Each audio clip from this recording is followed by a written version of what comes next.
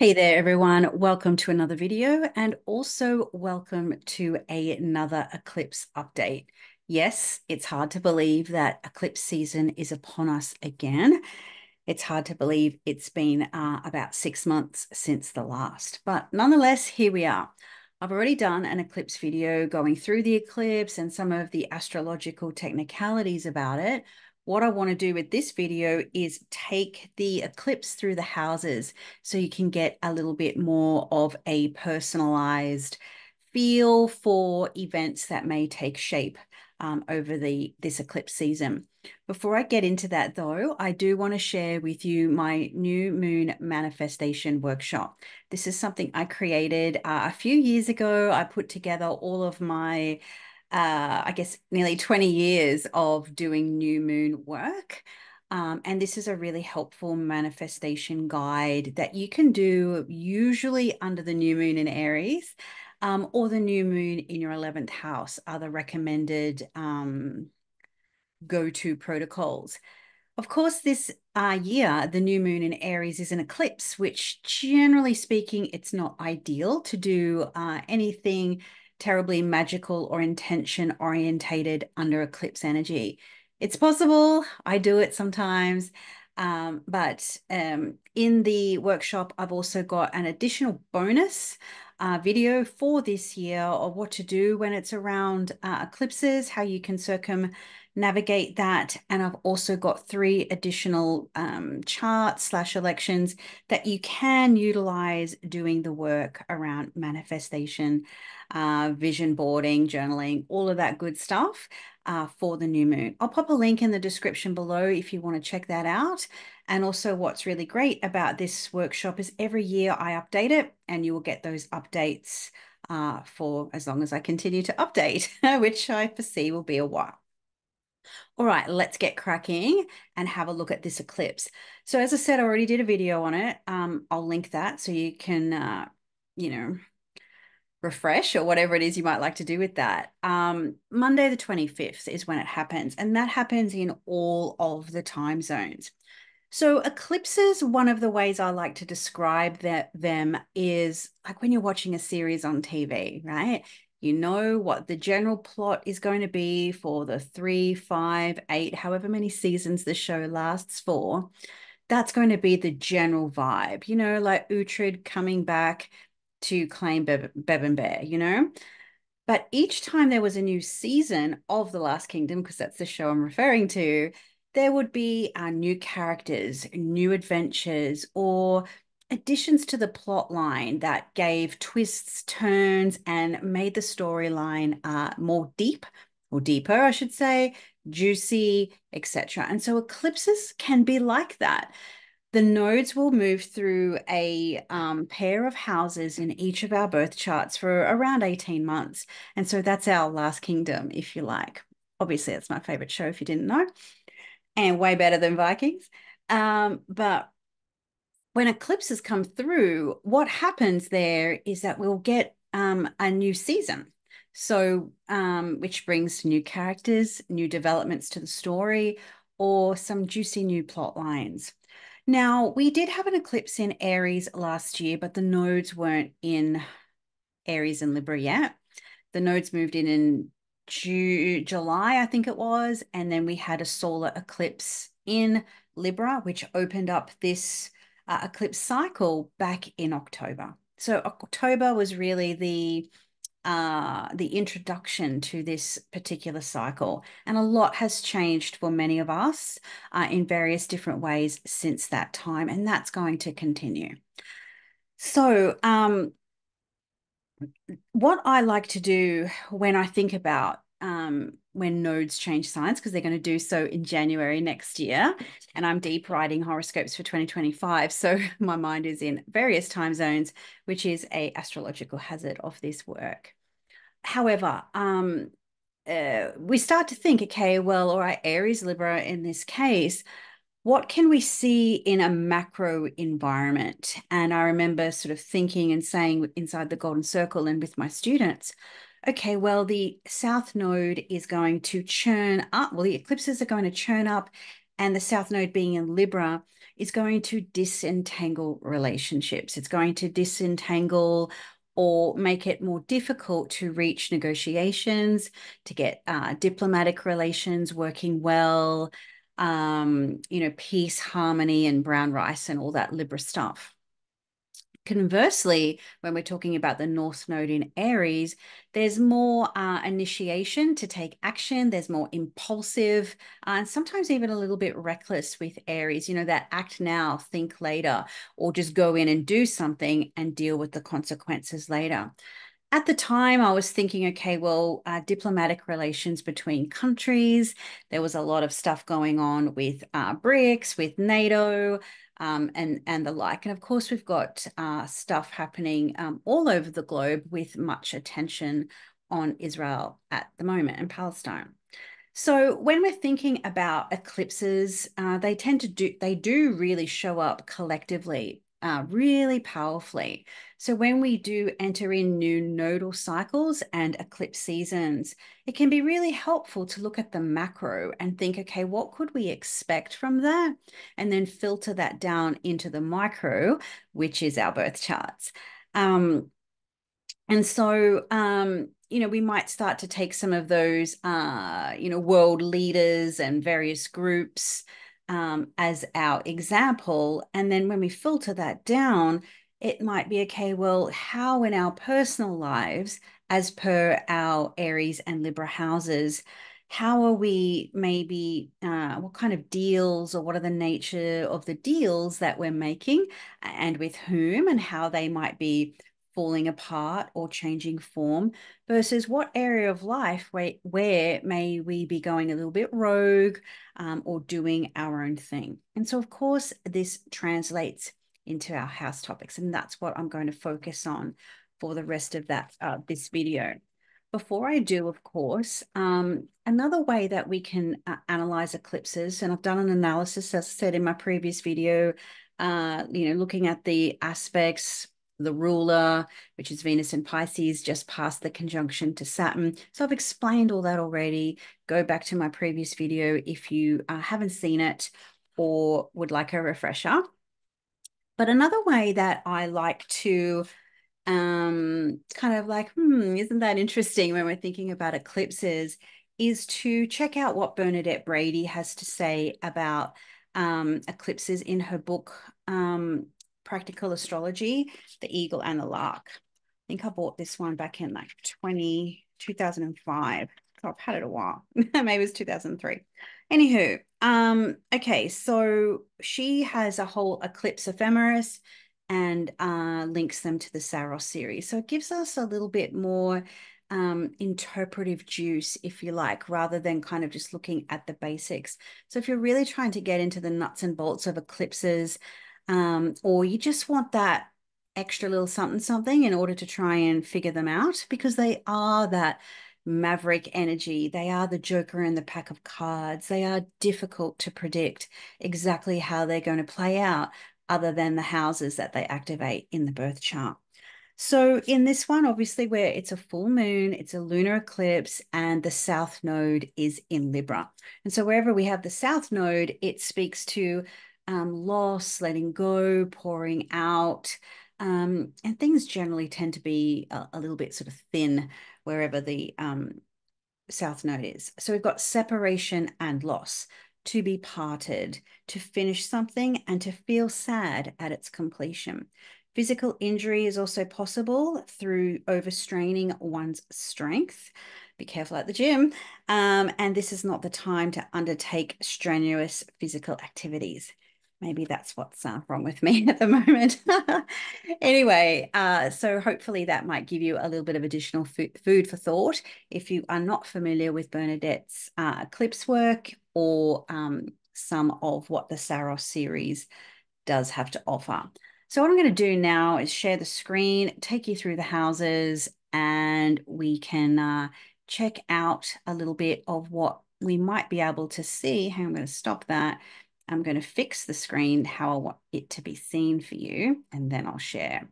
Okay, so backing up just a second here, and then I will share the animated page right there. So I'm just going to do it sort of like as a sign house, like an axis. So we'll do sort of Aries, Libra, and we'll go through. So there'll be sort of like 6 interpretations primarily. So if you are Aries rising or Libra rising, this is going to be very classical me versus we type of energy, the self versus the other. Now, if you're an Aries rising, this full moon is going to eclipse, this, full moon slash eclipse is going to spotlight or highlight pain points in a particular relationship, because the South Node is there in the 7th. It's going to show you the areas that are working in the relationship, the areas that aren't, perhaps the ways and means of which things have become a little bit out of balance or out of whack in some way, shape, or form. Because it's a full moon too, you're not going to be able to ignore it. So you're going to have to face it, you're going to have to deal with it, and build a bridge. And I don't mean that from a sarcasm perspective. I mean that in terms of trying to extend an olive branch or find ways to negotiate or establish some kind of compromise. That may be a challenge though, because the North Node is in your sign. So that's really going to amplify or exaggerate your desires, your wants. You're probably feeling a little bit more healthy selfishness than usual. The idea of I want is going to be a little bit stronger than usual. So you've got to be less inclined to compromise. And this eclipse might show up some consequences if that's been the case. Okay. Or where you've been just diving into action rather than trying to find a little bit more of a balance or a solution in relationships. And of course, if the reverse is true and you are a Libra rising, this is really going to bring desires back into balance. The South Node in your first house is a real energy buzzkill. Like that's going to be the case for anyone who has the South Node in their first, sorry. It is it's a cleansing, it's a purifying energy, and that can be really great. Just doesn't feel like it at the time. So this is going to encourage you to let go of some habits, habits that haven't been working for you, especially if those habits have been people pleasing, compromising, or going along to get along. I'm sure there's quite a few of you who are familiar with the holistic psychologist who is quite popular on Instagram. And she said more than once now, and she said it again recently, which I thought interesting given the astrology, is that, you know, people pleasing or avoiding conflict is often something that people do in order to just avoid shame or to avoid the real issues there. And we think we're being nice or we think we're being accommodating, what have you. But ultimately, what ends up happening is we're just manipulating people's perceptions of us. And it's just not very authentic. You might kind of go along to get along for a while, but then we'll hit that stumbling block or that point of no return. So, that's a possibility there for some of the Libra risings out there. And the beauty of this eclipse, it's going to show you where you need to step up, where you need to be maybe more honest and confronting about what you want, what you desire, even if that means ruffling some feathers or putting someone out.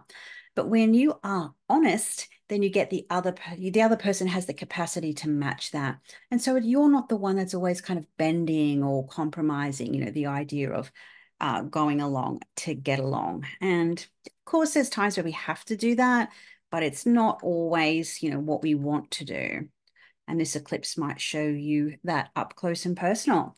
So Taurus and Scorpio. So if you have either of those rising signs on your ascendant, this eclipse happens in the sort of problematic areas of the birth chart. One problem is the 12th house and the other problem is the 6th house.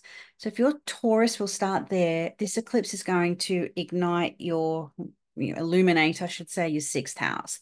And so 6th house is it's a pain, but it's easy. It's easy from the sense that it's problems you can deal with. Hey, I broke my toe.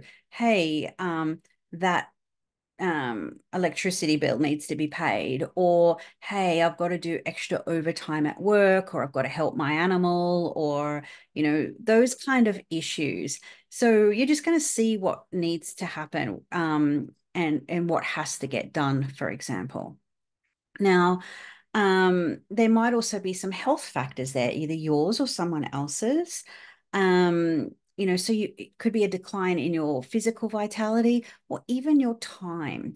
And sometimes if your time is poor because you're really busy, then your health or your well-being will be the ricochet effect of that. Because if you're so busy, you're not eating the right foods, you're not sleeping enough, exercising, what have you. So, you might be pouring out a lot of energy into something now if you're a Taurus rising, but not necessarily getting the ROI on that right now. So, return on investment. So, it might just be having to grin and bear it for a little while and just continue to keep on keeping on and, using that stubborn bull energy to just keep you moving through. I'll just flick the chart around so we can get to Scorpio so you can visualize that. If you are someone with Scorpio rising, obviously it helps to see the eclipse is going to be in your 12th house. And this is the South Node in the 12th is rarely fun as well. It can really churn up and stir up mental disturbances. If you're a Scorpio rising, naturally you have Libra ruling the 12th, which is an air sign. So you might get worries, you might get stress.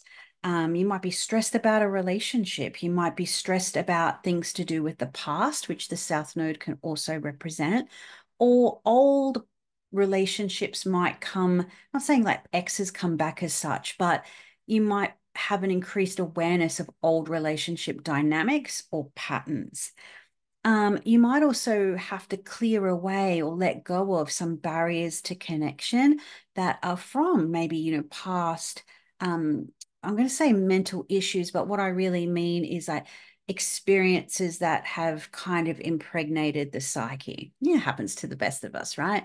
We might have a bad relationship at some point in our life, and that then sets that mental template for how you view everything else.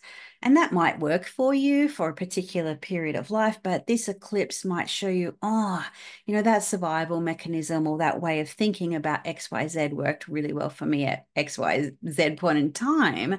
But, I don't know if it's still doing it for me now. So that's what I mean about that.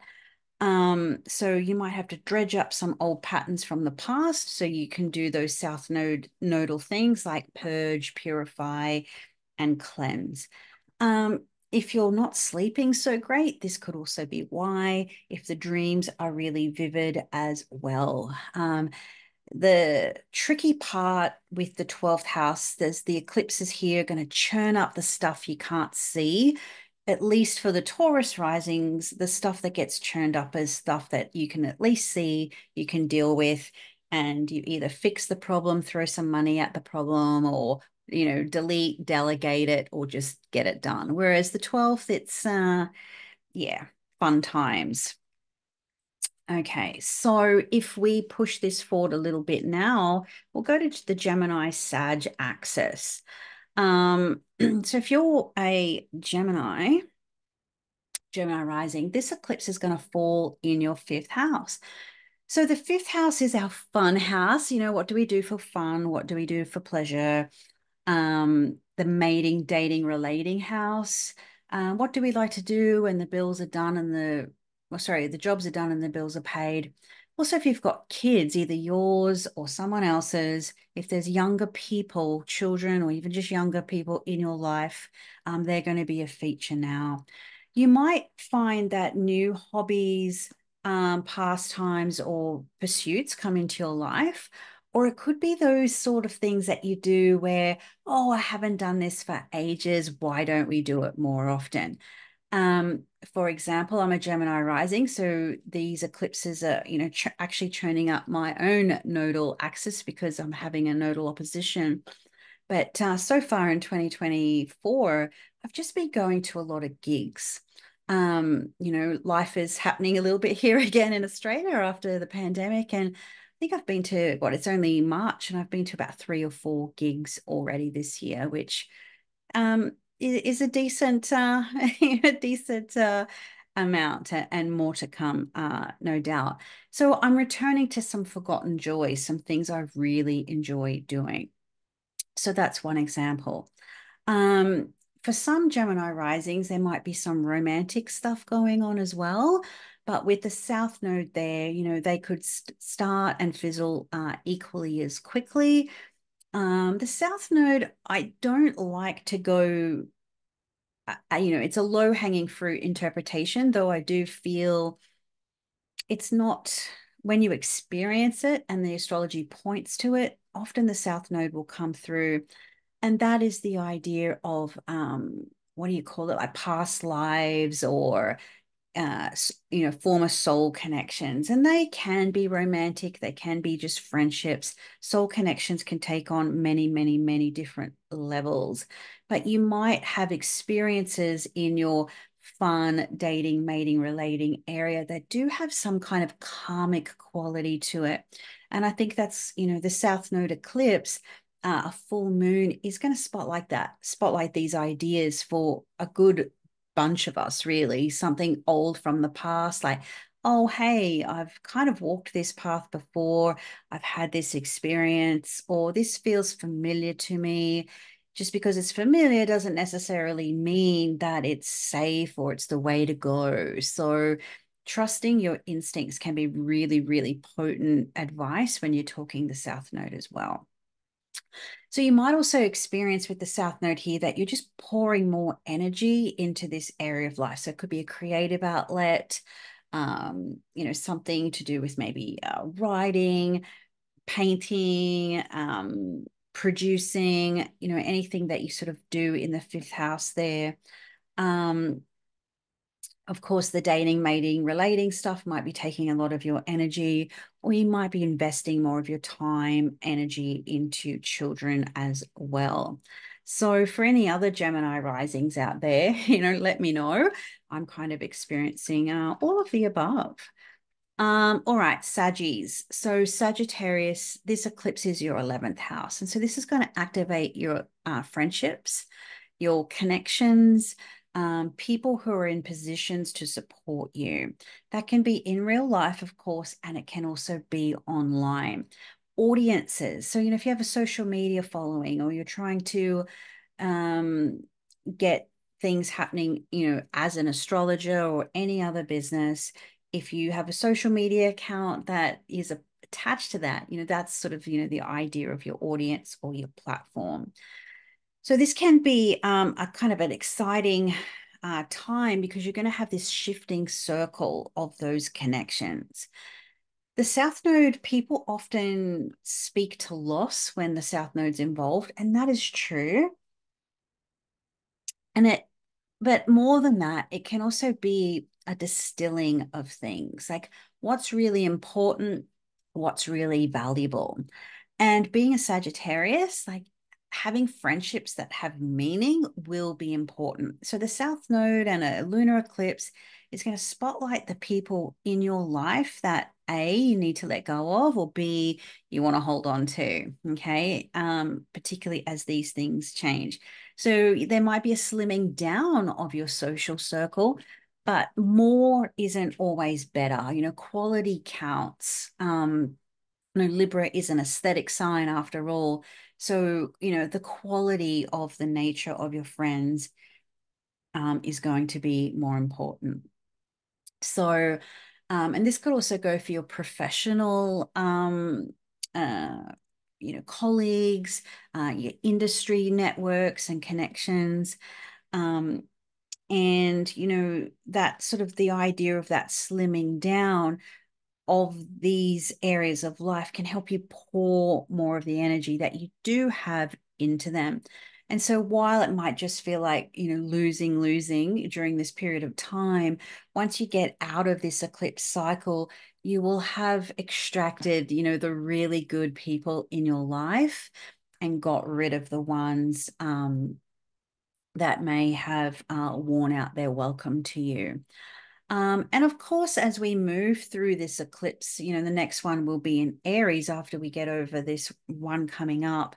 These themes are kind of going to be interchangeable. And that's kind of why I wanted to address this video as more of the eclipse axis and how it is pairing out for both signs on that axis.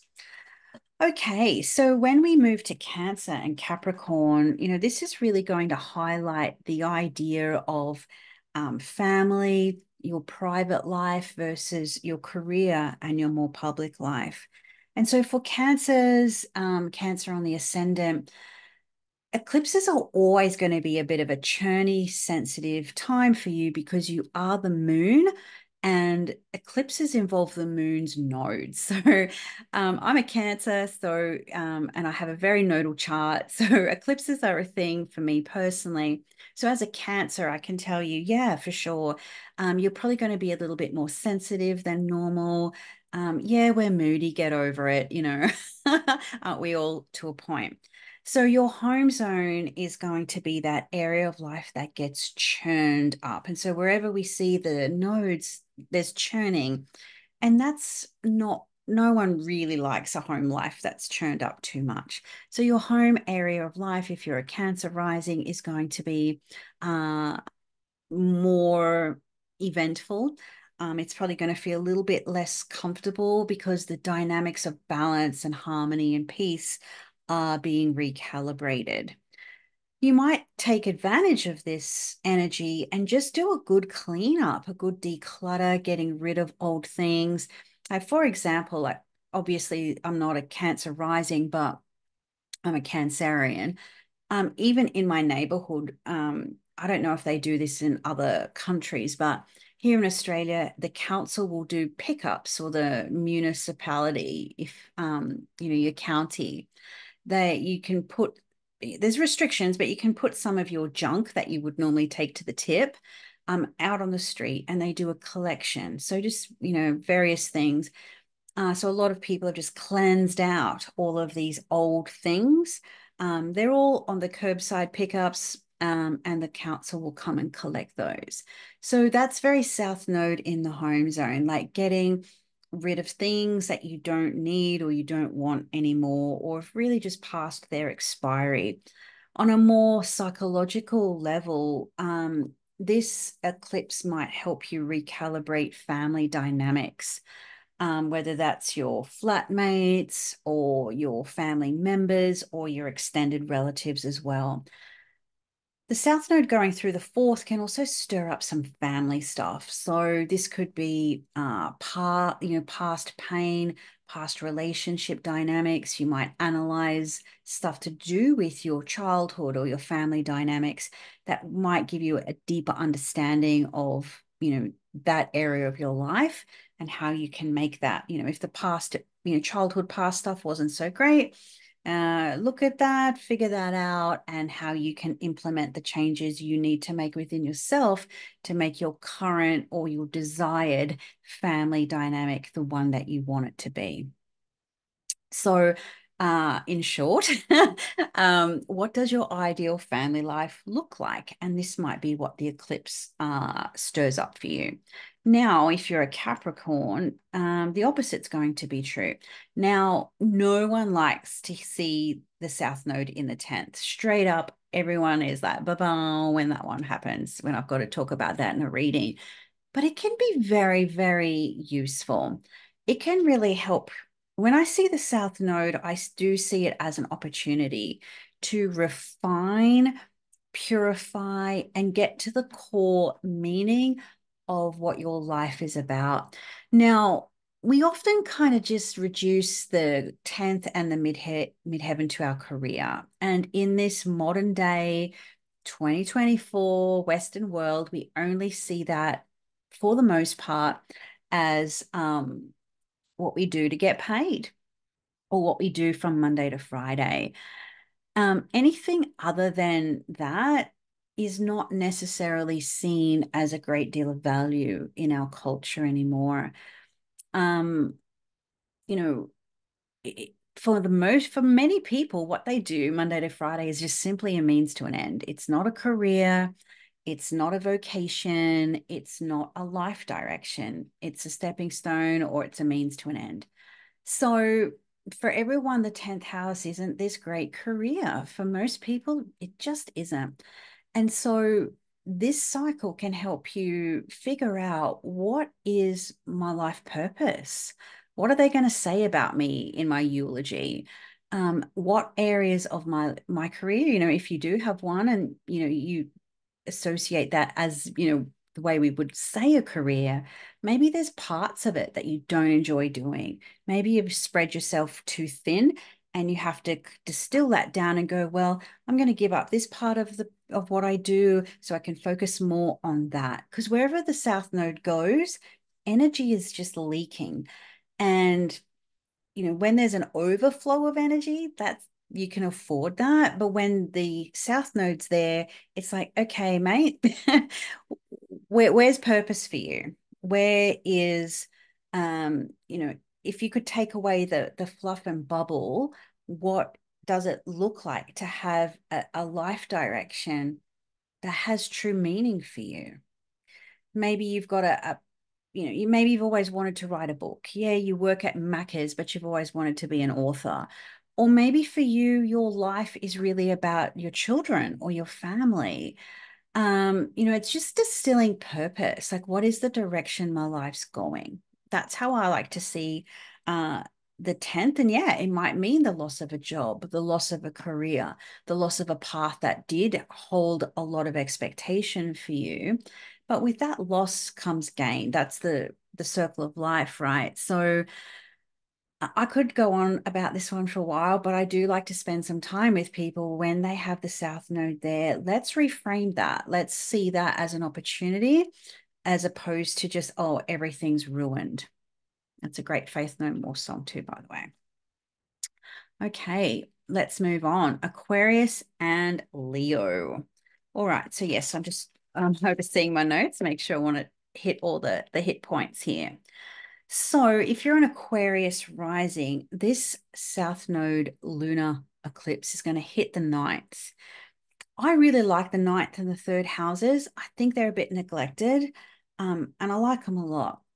So if you're an Aquarius, I don't know if I've ever really shared this on YouTube before, but I think I'm kind of a bit clairaudient. So whenever I see these symbols, a song just pops into my head, and it's not always Metallica. But when I see the South Node in the ninth, I'm thinking losing my religion. And that can be like a real thing for some Aquarius risings. You've got Pluto coming into the fourth, South Node in the ninth. Like, what is my relationship or my identity around themes of spirituality, religion? What is God in my life? Obviously, that can be from a religious standpoint, that can be from a secular standpoint. That could be just from, a spirituality, esoteric kind of new age more standpoint. Whatever it is for you, what does spirituality, faith, and your aspirations to have some kind of higher meaning, what does that look like for you? So there might be a recalibration of faith, of church or synagogue or what have you, your relationship to a higher being or a higher entity will be the thing. It could also show up in other ninth house themes too, like academia, studying, expanding your horizons in that way. And obviously, we don't look at the South Node and think expansion, but again, the idea of distilling and purifying. Where do I really want to harness in my focus? Maybe you decide, yep, this is going to be PhD weather for me. I'm going to go back and I'm going to just that's going to be my thing. There's a double spirituality point here with the South Node and the ninth house, which I won't kind of flesh out because of the length of the video is going to be really long. But the idea of this double spirituality and what do I have to do aesthetically that will really help support me get there. Okay, so you could bring something to a closure or completion too. Maybe you finished the PhD. Maybe your career as a professor is coming to an end and you want to do something that's a little bit outside of the mainstream. Now, if we spin this around and turn it to Leo, and of course, this is going to flip on itself once we get into Aries territory, but um, this is going to really ask you, okay, Leo, what are you doing on the daily that's supporting the activities of the ninth? If you want to learn about God or learn about your law degree, whatever the thing is, you've got to be doing something daily to help make that happen. So, what are you doing each day that helps you support your higher aspirations, whether they be academic, spiritual, religious, or even just traveling more? Now, so that's the basis here. Look at your daily life. Are you wasting time on Instagram? Are you just Netflixing when you could be opening up a book or learning something on YouTube? That really heightens your curiosity there with the third. I love the third house because it's a house of dedication to self-development. It's a weak sextile back to the ascendant. It's a cadent house, so it does take some devotion and dedication. And this is where we get ritual. So you might want to dedicate yourself to some daily rituals that support those higher aspirations. So rituals are going to be important on a more sort of mundane level. Maybe you're just tired of your neighborhood. You want to get out more, you want to get beyond the neighborhood, or you're ready for a change of postcode or zip code if you're not Australian. All right, Virgo. Uh, Virgo and Pisces. This is ooh, this is a divorce signature I'm seeing with many, many clients, particularly the Pisces risings. So let's start with the Virgo, the South Node going through the second. That's a bit ouchy. No one likes reduction in the second house, even though we're all experiencing it to a certain extent, because everything costs more. So for some Virgo risings, that's going to be a fact. Obviously, it's a fact for everyone, but this can help you really refine your spending habits, your savings habits, your earning potential. So you might have a real good look at things in terms of what you earn, what you owe, and how can you recalibrate that in your favor? Cash may be thin on the ground because you're siphoning it to repaying debt or future savings or future investments and things like that. So your cash might already be spoken for in that regard. And so for some of you, it may not actually be thin on the ground. You're just being a little bit tight, a bit Scrooge McDucky there with your cash. Now, if you're a Pisces rising, Pisces is interesting because the South Node in the eighth, there's a real disentanglement with your whatever is intertwined with someone else. So this could be, this is signature marriage breakup. Of course, not for every Pisces rising, but I am seeing it a lot. Um, the eighth house being joint resources, other people's money, the South Node, letting go of that, detangling from that, and churning up all that stuff. Your stuff, my stuff, our stuff, and how do we sort of split that?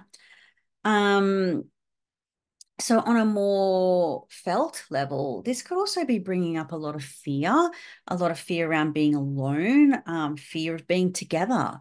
So if you're a Pisces rising, this is what is your relationship to relationship and how much do you co-entangle financially, energetically, spiritually, emotionally, all of those things, particularly if you have undergone breakup recently, recent past, or in the deeper past.